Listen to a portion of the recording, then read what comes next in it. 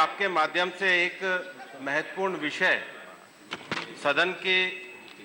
पूरी राजनीतिक इच्छा शक्ति जो पिछले चर्चा हमारी कश्मीर पे हुई थी, सभी राजनीतिक दलों ने आतंकवाद के खिलाफ लड़ने के लिए एक राजनीतिक इच्छा शक्ति का परिचय दिया था। लेकिन एक जो समाचार पत्रों में भी प्रकाशित हुआ है कि विभिन्न आतंकी समूह सोशल मीडिया वेबसाइट्स को एक हथियार के रूप में इस्तेमाल करके और एक तरीके से देश के खिलाफ दुष्प्रचार कर रहे हैं। और इन जो देश के बाहरी तत्वों के द्वारा ये जो आतंकवादी संगठनों को जो एक सहायता मिल रही है, वास्तव में वो देश की एकता और अखंडता पे कुठाराघात कर रहे हैं। और उनके इन प्रयासों से विशेष रूप से जो सीमावर्ती क्षेत्रों के जो नौजवान हैं, उनको वो मनोवैज्ञानिक रूप से हिंसा की ओर और आक्रामकता की ओर भेजने की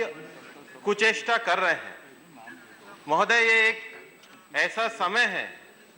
जब पूरी दुनिया आतंकवाद के खिलाफ एक लड़ाई के लिए लड़ रही है और जिससे पूरे दुनिया की मानवता को खतरा है। न केवल निरीह लोगों की हत्या की जा रही है, बल्कि विशेष रूप से सीमावर्ती क्षेत्रों में जो हमारी सेना के जो जवान हैं, जो बहुत तत्परता के साथ इस विषय के लिए और देश की रक्षा के लिए सक्रिय है, उनके खिलाफ भी एक दुष्प्रचार किया जा रहा है। अभी सरकार के द्वारा इस संबंध में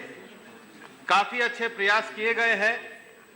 और दैनिक हिंदुस्तान समाचार पत्र के 19 जून का जो समाचार है, उसके अनुसार ये ध्यान में आया है कि सरकार ने 268 ऐसी वेबसाइट्स की पहचान करी है। और इसलिए आज इस बात की आवश्यकता है कि ये जो सारी वेबसाइट, इनको तुरंत प्रतिबंधित किया जाए। और न केवल प्रतिबंधित किया जाए, एक ऐसी व्यापक व्यवस्था बनाई जाए जो कम से कम देश की एकता, अखंडता, देश के जो हमारे सैन्य बल है उनके खिलाफ जो एक पूरा एक कुचक्र का माहौल किया जा रहा है, उस कुचक्र के माहौल से बाहर आने के लिए ये देश के खिलाफ एक किस्म का आक्रमण है। इसलिए आपके माध्यम से और इस सदन के माध्यम से और इस देश की राजनीतिक इच्छा शक्ति के माध्यम से मैं यही आग्रह करना चाहूंगा